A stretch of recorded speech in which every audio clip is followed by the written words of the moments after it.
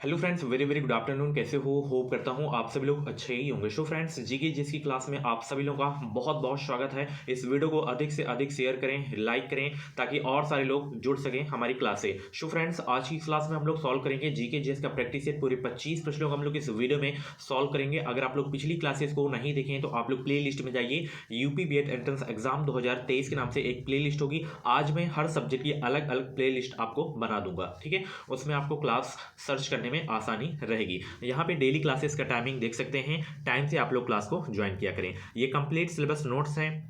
इस crash course से 2022 के एंट्रेंस एग्जाम में बहुत सारे छात्र छात्राएं इस क्रैश कोर्स से तैयारी किए थे, अपना जो एडमिशन है सरकारी कॉलेज में लिए थे। अगर आपका भी सपना है कि हमारा एडमिशन सरकारी कॉलेज में हो, कम पैसों में हम बीएड करें, तो इस क्रैश कोर्स को ज्वाइन करें। वीडियो को डिस्क्रिप्शन बॉक्स में लिंक दे दिया हूँ। इसमें आपको सभी सब्जेक्ट के 5000 से ज़्यादा टॉपिक वाइज सब्जेक्टिव क्वेश्चन देखने को मिलेंगे। 10 ईयर के प्रीवियस पेपर्स देखने को मिलेंगे। सभी वर्गों के लिए है। निचोड़ नोट्स है 500 पेज की। वीडियो को डिस्क्रिप्शन बॉक्स में लिंक है, परचेज कर सकते हैं। नॉर्मल तरीका है परचेज करने का, ठीक है। चलिए, आज की क्लास का सबसे पहला प्रश्न आपकी स्क्रीन पे आ गया है। गुड आफ्टरनून सभी को। एक बार फिर से सभी लोग आंसर बताने का प्रयास करेंगे। सिंधु घाटी सभ्यता क्या थी?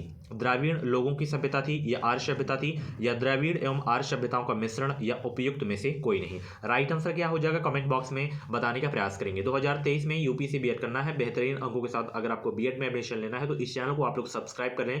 ईमानदारी से तैयारी अभी से स्टार्ट कर दें। 10 फरवरी से इसका ऑनलाइन फॉर्म स्टार्ट हो रहा है।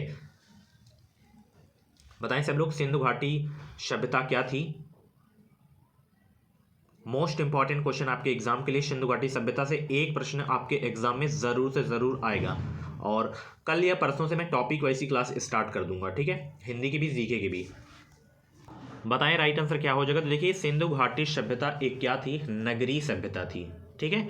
तो इसमें ऑप्शन नहीं है, तो आपका यही वाला आपका सही हो जाएगा, ठीक है। उपयुक्त में से कोई नहीं। चलिए आगे चलते हैं। इनमें से क्या फ्रांस और इंग्लैंड को पृथक करता है? बताएं, इनमें से क्या जो है फ्रांस और इंग्लैंड को पृथक करता है? इंग्लिश चैनल, या लाल सागर, या अरब सागर, या काला सागर? राइट आंसर क्या हो जाए कमेंट बॉक्स में बताने का प्रयास करेंगे। इनमें से क्या फ्रांस और इंग्लैंड को पृथक करता है?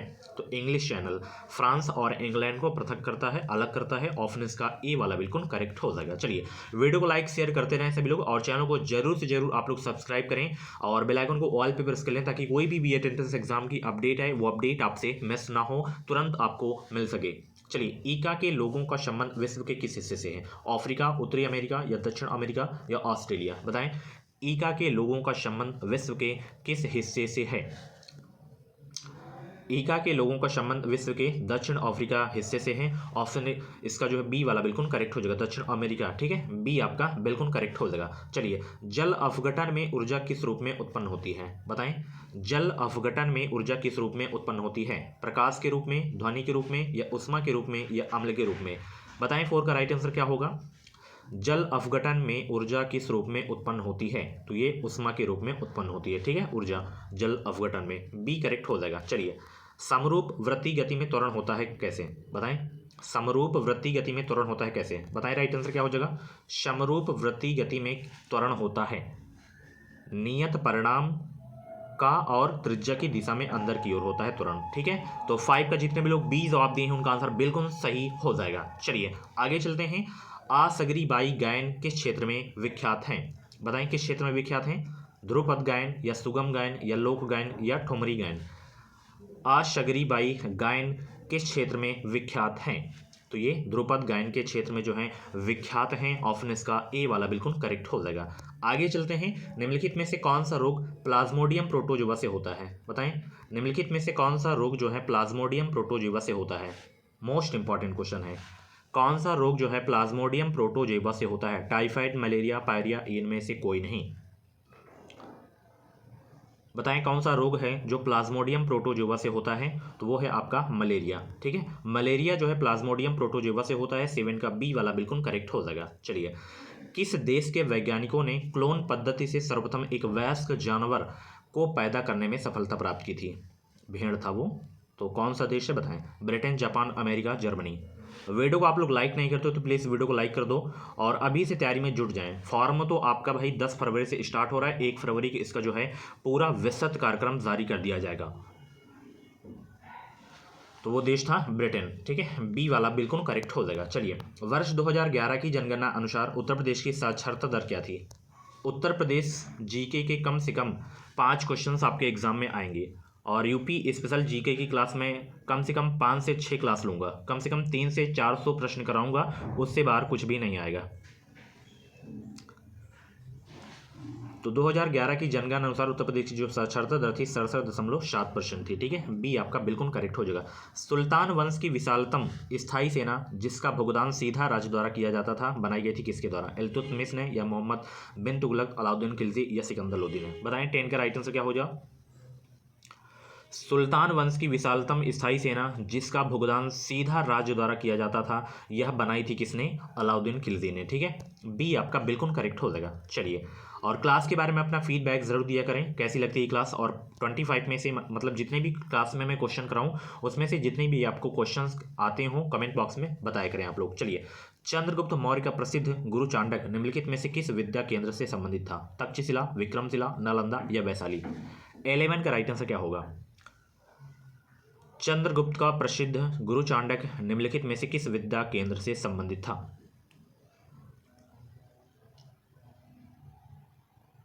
तो ये जो है तक्षशिला विद्या केंद्र से संबंधित थे। ठीक है, ऑप्शन इसका ए वाला बिल्कुल करेक्ट हो जाएगा। अगला प्रश्न आपकी स्क्रीन पे आ गया है, महाबलीपुरम में रथ मंदिरों का निर्माण किस पल्लव शासक के शासनकाल में हुआ था? बताएं, महाबलीपुरम में रथ मंदिरों का निर्माण किस पल्लव शासक के शासनकाल में हुआ था? महेंद्रनाथ वर्मन प्रथम, या परमेश्वरन वर्मन प्रथम, या नरसिंह वर्मन प्रथम, या नंदी वर्मन प्रथम? बताएं, महाबलीपुरम में रथ मंदिरों का निर्माण किस पल्लव शासक के शासनकाल में हुआ था? ये हुआ था नरसिंह वर्मन प्रथम के शासनकाल में हुआ था। ठीक है, रथ मंदिरों का निर्माण। ऑप्शन इसका बी वाला बिल्कुल करेक्ट हो जाएगा। चलिए आगे चलते हैं। निम्नलिखित में से किस राजपूत राजा ने मोहम्मद गौरी को पहली बार हराया था? बताएं सब लोग, निम्नलिखित में से किस राजपूत राजा ने मोहम्मद गौरी को पहली बार हराया था? पृथ्वीराज तृतीय, जयचंद, बघेल भीम, या कुमारपाल? किस राजपूत राजा ने मोहम्मद गौरी को पहली बार हराया था? तो वो थे पृथ्वीराज तृतीय। ऑप्शन इसका ए वाला बिल्कुल करेक्ट हो जाएगा। चलिए, निम्नलिखित में से किस चोल राजा ने लंका को पहले जीता था? निम्नलिखित में से किस चोल राजा ने लंका को पहले जीता था? आदित्य प्रथम, राजेंद्र, यराजराज प्रथम, या विजयमाल्य? निम्नलिखित में से किस चोल राजा ने लंका को पहले जीता था? तो जीते थे राजराज प्रथम। ठीक है, ऑप्शन इसका बी वाला बिल्कुल करेक्ट हो जाएगा। अलीगढ़ आंदोलन का संस्थापक कौन था? बताएं सब लोग, अलीगढ़ आंदोलन का संस्थापक कौन था? सर आगा खान, मौलाना सिबली, मौलाना अल्ताफ हुसैन अली, या सर सैयद अहमद खान? अलीगढ़ आंदोलन का संस्थापक कौन था? मोस्ट इंपॉर्टेंट क्वेश्चन आपके एग्जाम के लिए। चैनल को सब्सक्राइब करें, ईमानदारी से आप लोग तैयारी स्टार्ट कर दें और एक विश्वास के साथ चैनल को सब्सक्राइब करें। इस चैनल से आपको निश्चित ही मदद मिलेगी। अलीगढ़ आंदोलन का जो संस्थापक था वो था सर सैयद अहमद खान। डी आपका बिल्कुल करेक्ट हो जाएगा। चलिए, विश्व व्यापार संगठन यानी कि WTO की स्थापना कब हुई थी ये आपको बताना है। WTO वर्ल्ड ट्रेड ऑर्गेनाइजेशन की स्थापना कब हुई? तो 1995 में हुई। इसका हेडक्वार्टर याद रखना है जिनेवा। WHO का भी मुख्यालय कहाँ पे है? जिनेवा में है। ठीक है, चलिए, व्यापार नीति में शामिल है कौन सी नीति? व्यापार नीति में शामिल है कौन सी नीति? बताएं सब लोग, व्यापार नीति में शामिल है कौन सी नीति? निर्यात आयात नीति, या विदेशी मुद्रा नीति, लाइसेंसिंग नीति, या भुगतान संतुलन नीति? व्यापार नीति में शामिल है विदेशी मुद्रा नीति। सी आपका बिल्कुल करेक्ट हो जाएगा। भारत में गेहूं का सबसे अधिक उत्पादन करने वाला राज्य कौन सा है? भारत में गेहूं का सबसे अधिक उत्पादन करने वाला राज्य अपना राज्य है उत्तर प्रदेश। ऑप्शन इसका बी वाला बिल्कुल करेक्ट हो जाएगा। दुग्ध उत्पादन में विश्व में जो है भारत का स्थान क्या है? दुग्ध उत्पादन में पूछा जा रहा है। ये सारे क्वेश्चंस पूछे जाते हैं एग्जाम में। तो देखिए, अगर दुग्ध उत्पादन की बात करें तो वर्ल्ड में जो भारत का स्थान है पहला स्थान है। ठीक है, तो डी आपका बिल्कुल करेक्ट हो जाएगा। आई होप कि आप लोगों का 25 में से कम 15 प्लस जरूर जाएगा आज स्कोर। चलिए, भारत में केंद्रीय बैंक का कर्तव्य कौन सा बैंक निभाता है? तो वो निभाता है RBI, reserve bank of India. ठीक है, इसकी स्थापना याद रखना है वर्ष 1935। इसका राष्ट्रीयकरण हुआ 1949 में। इसके फर्स्ट गवर्नर कौन थे? सर ऑशबॉर्न स्मिथ थे। प्रथम भारतीय गवर्नर कौन थे RBI के? तो CD देशमुख थे। इस समय सभी को पता है शक्तिकांत दास हैं। चलिए, भारत में राष्ट्रीय आय का आकलन पहली बार किसने किया था? मोस्ट इंपॉर्टेंट क्वेश्चन आपके एग्जाम के लिए, सीधा छापने वाला प्रश्न है, तो जवाब दें। भारत में राष्ट्रीय आय का आकलन पहली बार किसने किया था? ऑप्शन देख सकते हैं, बताने का प्रयास करेंगे और स्टार लगा के नोट कर लीजिएगा आप लोग। कल से आपकी टॉपिक वाइज क्लास 100% होगी। ठीक है, तो बस नोट्स पेन लेके रेडी रहिएगा आप लोग। नोटबुक बताएं, भारत में राष्ट्रीय आय का आकलन पहली बार किसने किया था? दादा भाई नौरोजी ने किया था। बी आपका बिल्कुल करेक्ट हो जाएगा। चलिए, किसने कहा था कि अर्थशास्त्र धन का विज्ञान है? नोटबुक पेन कल लेके रेडी रहिएगा, नोट्स आपको बनाना है। किसने कहा था कि अर्थशास्त्र जो है धन का विज्ञान है? तो यह कहे थे एडम स्मिथ। ठीक है, ऑप्शन इसका जो है आपका सी वाला बिल्कुल करेक्ट हो जाएगा। महान लोबिस मॉडल का संबंध किस पंचवर्षीय योजना के साथ जुड़ा है? जबरदस्त प्रश्न है। पीसी महान लोबिस मॉडल का संबंध किस पंचवर्षीय योजना के साथ जुड़ा हुआ है? दूसरी पंचवर्षीय योजना के साथ जुड़ा हुआ है। पहली पंचवर्षीय योजना के साथ कौन सा मॉडल है? हैरोल्ड डोमल। पहली पंचवर्षीय जो योजना थी किस मॉडल पर आधारित थी? हैरोल्ड डोमल मॉडल पर आधारित थी। दूसरी पीसी महान लोबिस मॉडल पर आधारित थी। दोनों क्वेश्चन से इंपॉर्टेंट है। ठीक है, आप लोगों से क्वेश्चन है पंचवर्षीय से ही कि इस पंचवर्षीय योजना में गरीबी हटाओ का नारा दिया गया था। कमेंट बॉक्स में छाप देंगे सभी के सभी लोग। जो क्वेश्चन मैं बीच में आप लोगों से पूछा करता हूँ उसका जवाब आप लोग कमेंट बॉक्स में जरूर दिया करें। अगर नहीं आता है तो गूगल में बुक्स में सर्च करके आप लोग जरूर से जरूर बताया करें। ऐसा करने से जो चीजें हैं रट जाएंगी हमेशा के लिए। चलिए, भारतीय जनसंख्या के इतिहास में किस काल अवधि को आगे की ओर एक बड़ी छलांग कहा जाता है? किस काल अवधि को कहा जाता है? 24 का राइट आंसर बताने का प्रयास करेंगे। तो वो काल अवधि है 1951 से 1961। सी करेक्ट हो जाएगा। लास्ट क्वेश्चन इस क्लास का है कि प्रश्न क्या है कि भारत सरकार का सबसे अधिक राजस्व अर्जित करने वाला एकमात्र स्रोत कौन सा है? प्रत्यक्ष कर, सीमा कर, घाटे की वित्त व्यवस्था या माल एवं सेवा?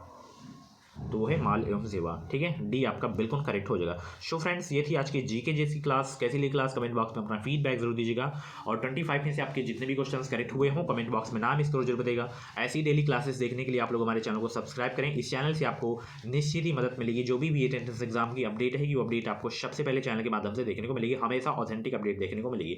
ये क्रैश कोर्स भी आप लोग परचेज कर सकते हैं। वीडियो को डिस्क्रिप्शन बॉक्स में एक लिंक होगा, इस लिंक पे आपको क्लिक करना है। नाम, मोबाइल नंबर, ईमेल आईडी आपसे पूछा जाएगा। पेमेंट होने के बाद डाउनलोड का ऑप्शन है, डाउनलोड कर लीजिएगा। ओपन करने का उसमें भी पासवर्ड रहेगा। कुछ भी डाउट्स है ये व्हाट्सएप नंबर है हमारा 7905632533। बीएड से रिलेटेड कुछ भी डाउट्स हैं इस व्हाट्सएप नंबर पे हमें मैसेज कर सकते हैं। कॉल्स आपको नहीं करना है। ठीक है, थैंक यू सो मच। मिलते हैं शाम 6:30 बजे वाली क्लास में।